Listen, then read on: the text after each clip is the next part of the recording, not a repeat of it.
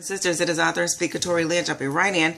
I've been MIA. Thank you for the inboxes, but I've been MIA because I'm finishing up a book called The Battle. And, okay, let me just jump right in. Just recently, a few months ago, I had a friend that I asked to do something for me. And of course he agreed to it. We do stuff for each other all the time, and he agreed to it. And then I asked, and so he said, okay, I'll do this. He said, but can you do this in return? I agreed. Now, what happened was the immature part of me did not think it was fair of what he asked. Not that he asked for something, but it was what he asked to me did not match. So I agreed to do the thing because I needed him to do this particular thing that I needed to help, make this stuff, taken care of. And, but I was offended. I did not tell him that I was offended. I went on ahead and I paid him what he had asked, and I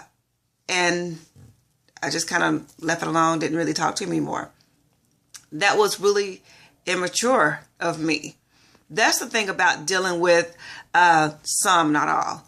Some women that's gone through some major hurts. We've all had our hurts, but some women that has been broken into pieces, we know even in the Bible that there are some people that just kept like going through stuff like, man, if I didn't know it was you, I just think that you were just something's wrong with you. Like when Joseph just kept going through stuff, and he kept going through stuff, with different people. Joseph's story, but later we see that it was so much. So anyway, he had to go through all of those things. Now, if you're talking about a woman or a man that has gone through, being molested, being beaten, being backstabbed, gone to jail, being lied on, going through divorce and going through police and, just so much. Your your family being ashamed, being talked about, laughed at. Well, you've made friends, even make friends with a person that's been broken into pieces. Sometimes they can really, really create a really brick wall that's kind of hard to break through. And so the least little bit thing you might do, it may offend them, or their feelings might get hurt because they've seen this before, and you may not even be that same type of person. It could be just a total coincidence, but because their panic alarm is going off, you might be in, and so you have to weigh your friendship. Is this person head east on Old Ventree Lane toward Pear Ridge Drive? Being a friend, okay? I'm gonna have to keep that there because I'm already in. So the thing is that we have to weigh it out. If you're offended by something that someone has done, like what he did was, this is what I had to respect about him. This is when I knew I had a friend in him. He called me. He said, hey, I haven't talked to you in a minute, so I'm kind of wondering what's going on. And I said, okay. And I told him, I felt like this did not match. I think that, I asked you to do this for me and make this happen for me, and you did, but what you asked me, what you asked me to pay you did not match what I asked. And he apologized, and he was like, you know what? Something had come up with my daughter, and he said I was not expecting the amount of money that I had to pay for these different things that came along with this thing right here. And so he said I was really short that week, so I really needed the money, to make this thing happen. And it wasn't a lot of money. It was just the fact that, I was just like, it just didn't match. It just didn't match. Well, anyway, he said, and so I said, well, then why didn't you tell me?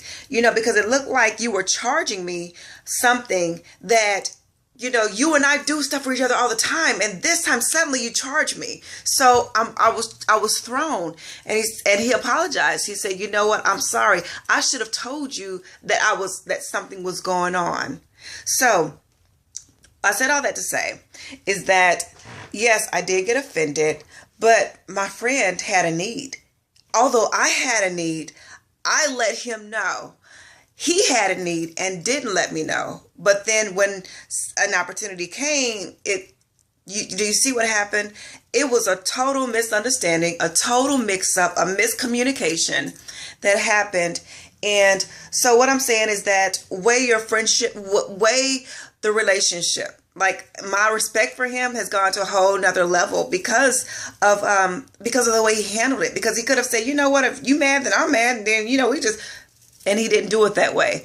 And probably in his maturity, he just knows my story. He's read my book and he know my story, and not making it right. I'm still working through some of this stuff because a lot more happened even after the divorce, and a lot more shame and homeless shelter and trust. And, even in being an author, I've been an author a year now. Even in being an author, I've come up against all kind of backstabbing and, all kind of stuff. So anyway, it's things that I'm having to work through, even while I heal from the other stuff.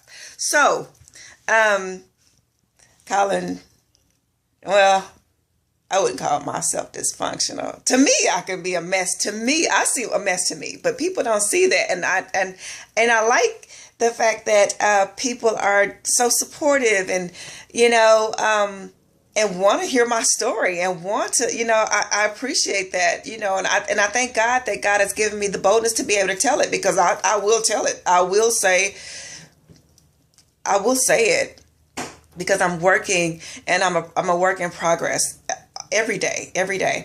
And because when you've been broken into pieces and broken into pieces and broken into pieces, and it seemed like how Joseph just kept going through, and Joseph just kept going through, and he hit another, and then once he thought that his life was, then he hit another. So what I'm saying is that weigh your friendship, weigh it, and see if it's worth it to you to go back and reach that person and say, hey, what happened here? I see that there's a difference, and you might just find it was actually a misunderstanding, and if that person is a real friendship, then that's something of value. That's something of value. Like that person, I know he's my friend, and I know I can trust him, and I know that he has my best interest at heart. He didn't just he didn't just abandon ship and just like, you mad at me, so I'm mad at you. And he didn't do that. And so what I'm saying is that there might be somebody else that you don't even know some of the fights that I might be more transparent, but you might run into somebody that is not. And you might be the person to reach them and say, okay, look, I'm not one of those people. So anyway, look for the battle, and I'll see you online, authortorylynn.com. The battle will be out in hopefully in the next 2 weeks.